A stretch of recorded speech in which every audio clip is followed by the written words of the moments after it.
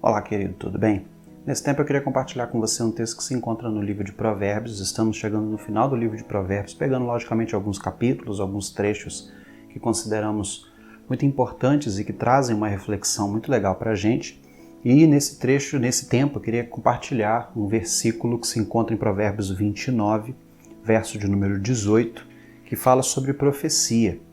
E é muito legal porque Salomão deu vários conselhos para nós por meio de Provérbios. Vale lembrar que Provérbios, como a gente tem dito aqui, é um livro de sabedoria popular. Muitos desses provérbios são de Salomão. Alguns deles acreditamos que eram também provérbios do povo, que eram ditados populares, que Salomão também escreveu e acabou entrando como autoria de Salomão. Mas não há nenhum problema quanto a essa validação desses provérbios a Salomão, dado a autoria a Salomão, porque ele foi justamente quem escreveu, quem catalogou isso de alguma forma e deixou registrado para nós como uma ferramenta importante para a gente poder conseguir fazer uma boa avaliação na nossa vida. O texto de Provérbios capítulo 29, verso 18, eu gosto muito porque trata de um assunto muito pertinente no dia de hoje que a gente vai discutir um pouco.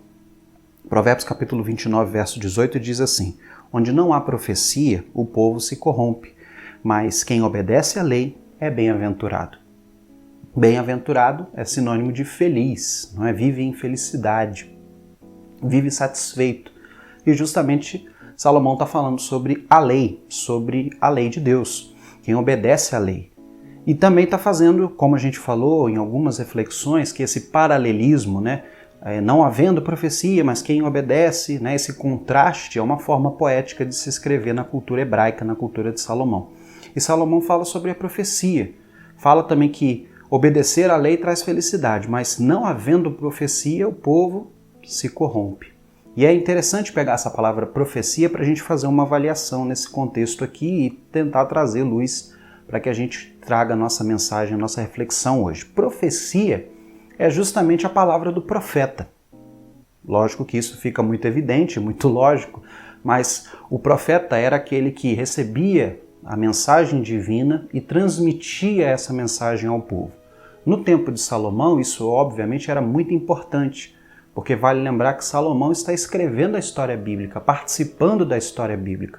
Muitas das coisas das quais nós temos como livro e como manual de meditação, no tempo de Salomão não existia. O que existia era a lei de Deus, a lei de Moisés, ou seja, os 5 primeiros livros da Bíblia ali, que a gente chama de Torá, os 5 primeiros livros da lei, que são justamente os 5 primeiros livros da Bíblia escritos por Moisés, que serviam como orientador desses livros e balizador da sociedade judaica no tempo de Salomão. Havia, logicamente, já registros de algumas questões históricas, de alguns dados recorrentes ao povo de Israel, mas o Antigo Testamento estava sendo construído na sua grande maioria. Se você pegar, por exemplo, os históricos, os livros de Reis, o livro, por exemplo, de Esdras, Neemias, vários profetas que foram posteriores a Salomão, muito do Antigo Testamento vai se construir até a partir de Salomão e posteriormente a Salomão, justamente por causa desses personagens e muito por causa dos profetas. O papel do profeta foi muito importante em Israel,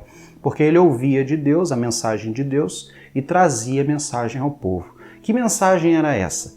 A mensagem dos profetas bíblicos, todos eles seguem uma lógica muito interessante. As palavras dos profetas sempre são imbuídas de características, e as características são, elas sempre vêm imbuídas de exortação, de edificação e de esperança. São os 3 Es aí para você não esquecer. Importante que as palavras proféticas, de quase todos os profetas que você vê na palavra de Deus, cumprem essa função. Ou seja, Deus entregava a mensagem aos profetas, essa visão, essa mensagem, essa ordenança de ir a algum lugar, falar alguma coisa a respeito de Deus, mas isso sempre estava imbuído de exortação, que visava a edificação e a esperança. Nenhuma profecia você vai encontrar nas Sagradas Escrituras que não ofereça ao indivíduo uma oportunidade de transformação, de edificação e que não traga a ele esperança. Vale lembrar que, como tenho dito no canal, de que o propósito de Deus sempre foi amar ao indivíduo, amar o pecador e transmitir e oferecer a esse pecador salvação. Então é importante a gente pensar nisso. a gente pensar de que toda profecia bíblica ela cumpre o propósito de exortar, mas não exortar apontando o dedo, nos acusando, mostrando para nós os nossos erros, só para como se Deus lá no céu ficasse, ah lá, o pecador, ah lá, né? Não dessa forma, não é uma forma acusativa, e sim uma forma de mostrar para nós quem nós somos e nos revelar a necessidade de mudança. Sempre é esse tipo de exortação que você encontra na Bíblia. Também isso, as exortações e as profecias sempre também cumprem um papel de edificação, ou seja, é aquilo que consolida a fé, que alicerça a fé, que faz a gente respirar de alegria, de contentamento, faz a gente firmar ainda mais os nossos pés em Deus. E também traz esperança ao indivíduo. A profecia ela sempre vem imbuída do sentimento de que você não está só e da sua caminhada de agora para o seu futuro, Deus estará sempre com você, guiando você e dirigindo você, obviamente desde que você acerte o seu caminho e que você viva para com Deus da forma que agrada ao Senhor. Os profetas sempre cumpriram com esse propósito, você vai ver isso em todos os profetas bíblicos. E isso é muito importante para a gente meditar a respeito de profecia no nosso dia. Porque não havendo profecia, o povo se corrompe. Mas que profecia? É importante a gente compreender qual é a profecia que nós temos hoje e que deve ser de fato compreendida como uma profecia que vem de Deus.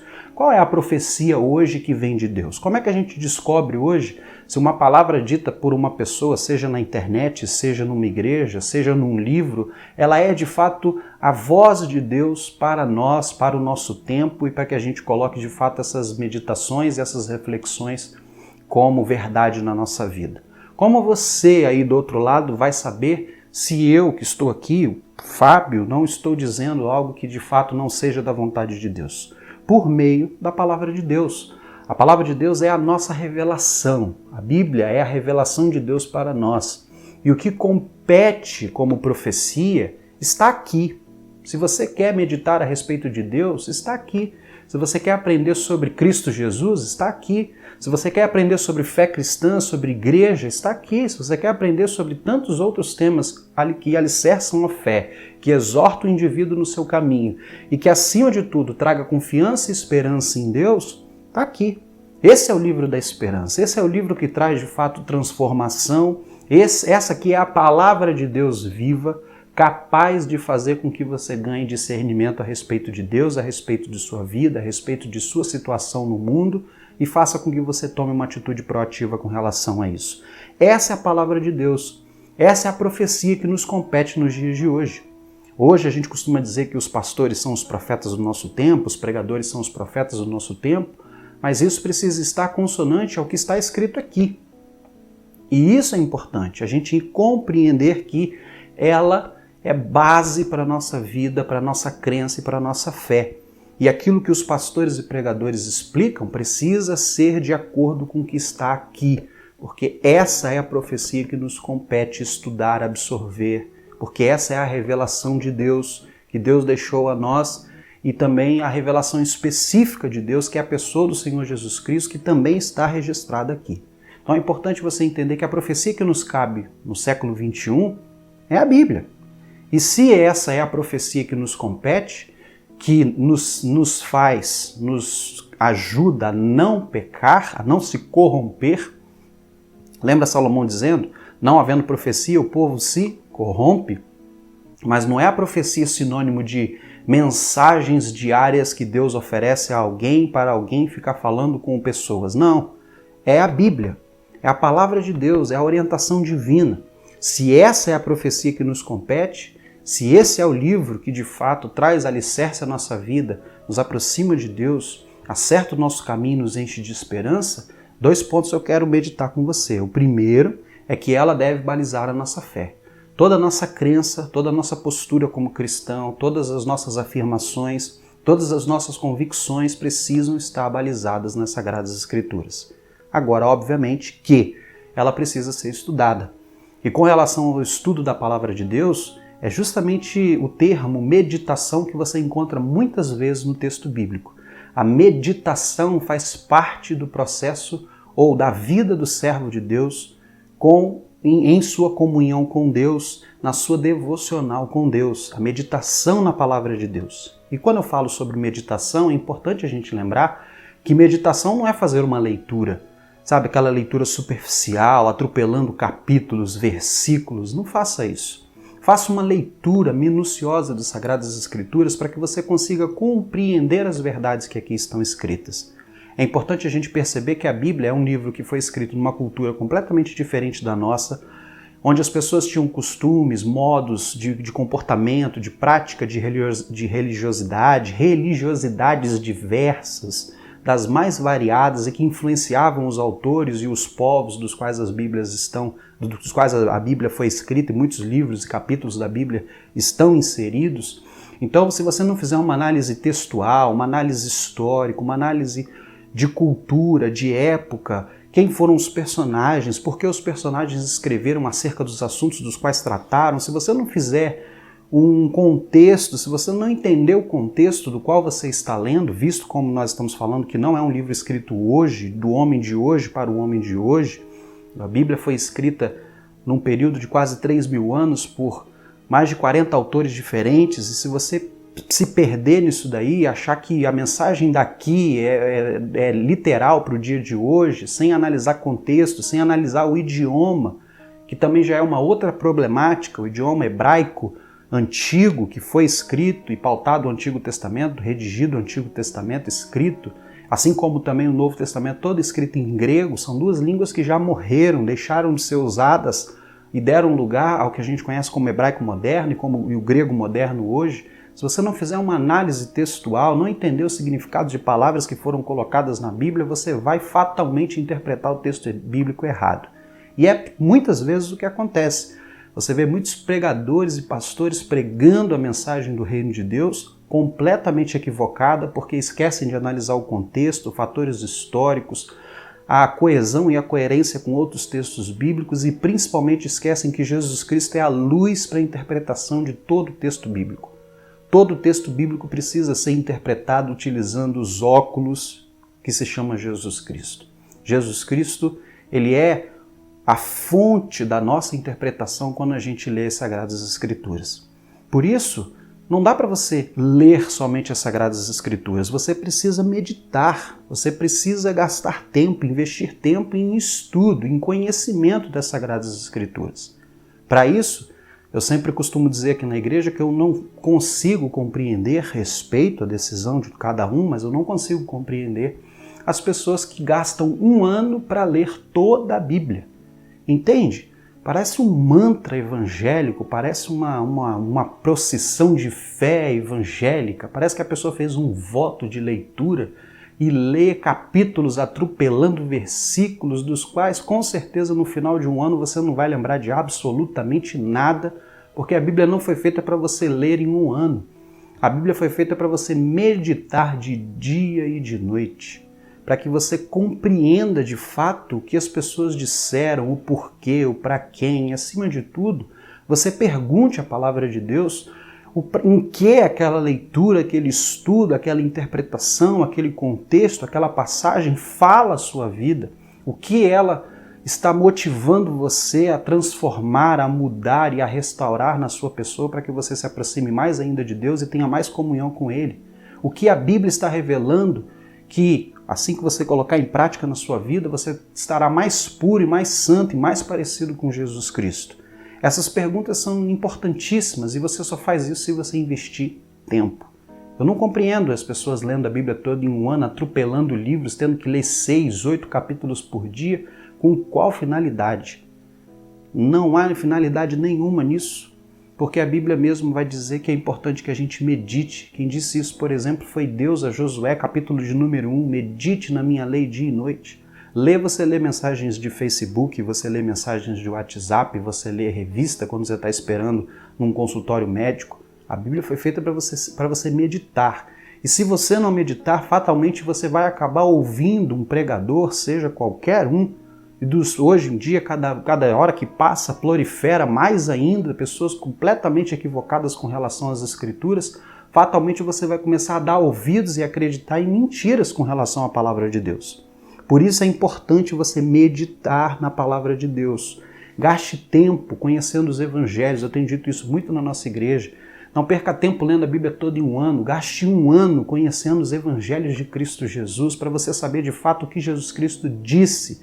Porque o próprio Jesus Cristo disse, olha, virão falsos profetas e enganarão a muitos. Mateus capítulo 24. Então você precisa meditar na palavra de Deus, porque quando você medita, quando você estuda, quando você se baseia de fato no conhecimento dessa profecia, isso cumpre dois propósitos na sua vida. O primeiro, ela alicerça você no verdadeiro evangelho. Qual é o evangelho verdadeiro e qual é o evangelho falso?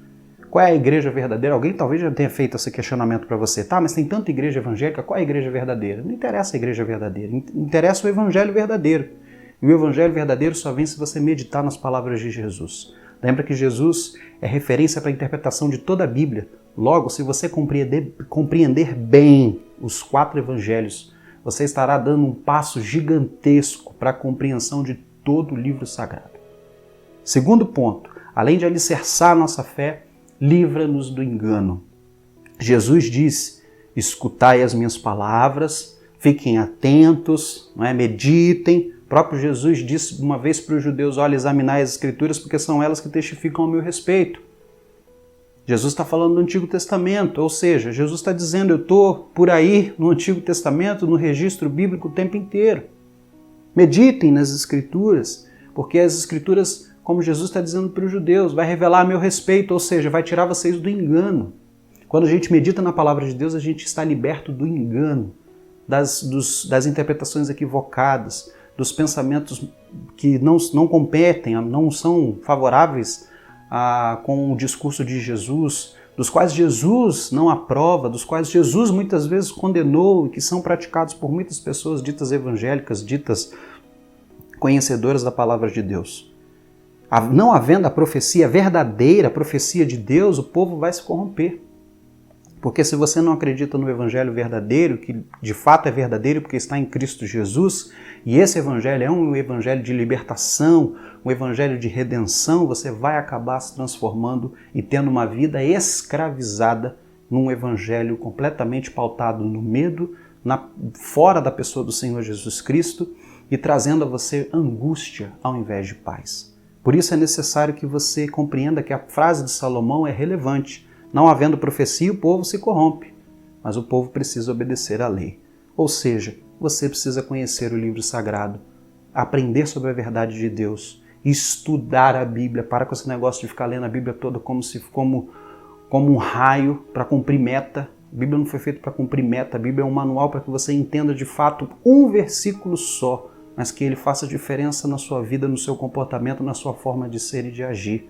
Isso tem muito mais valor para Deus do que você dizer para Deus, olha Deus, hoje eu li um livro inteiro das Sagradas Escrituras e não lembro nada do que li, não lembro de nenhum versículo, não lembro de nenhuma história, não lembro de nenhum personagem e acima de tudo nada disso eu consigo colocar em prática a minha vida. Que você consiga fazer desse livro um livro referência do seu comportamento para que a luz do Senhor Jesus Cristo brilhe em você por meio do verdadeiro Evangelho. Vamos orar? Deus, nós te agradecemos porque a Tua palavra é o verdadeiro Evangelho. E pedimos que o Senhor nos oriente a meditar nela, a aprender dela, a que o Senhor, ó Deus, nos ensine de fato aquilo que procede da pessoa do Senhor Jesus, nos livre do engano, para que a nossa vida seja uma vida alicerçada em Cristo, na sua mensagem, e que essa mensagem nos traga paz, esperança, edificação e sim, exortação, porque nós precisamos muitas vezes ser corrigidos no nosso caminhar e no nosso dia a dia. Oramos para que o Senhor nos faça viver pelo Evangelho verdadeiro e nos revele, ó Deus, toda a mensagem bíblica. Ó Deus, ilumine a nossa mente e o nosso coração para que entendamos o verdadeiro Evangelho e ele seja referência no nosso comportamento diário e na nossa comunhão contigo. Nós oramos, ó Deus, e confiamos pela Tua palavra que o Senhor nos ouve e atenderá a nossa oração em nome de Jesus. Deus abençoe sua vida, querido, e que Deus abençoe a sua vida por meio da profecia que nos compete no século XXI, no nosso tempo e em todos os tempos, eras e presentes, que é a palavra de Deus. Deus abençoe sua vida e que você cresça no conhecimento da palavra de Deus.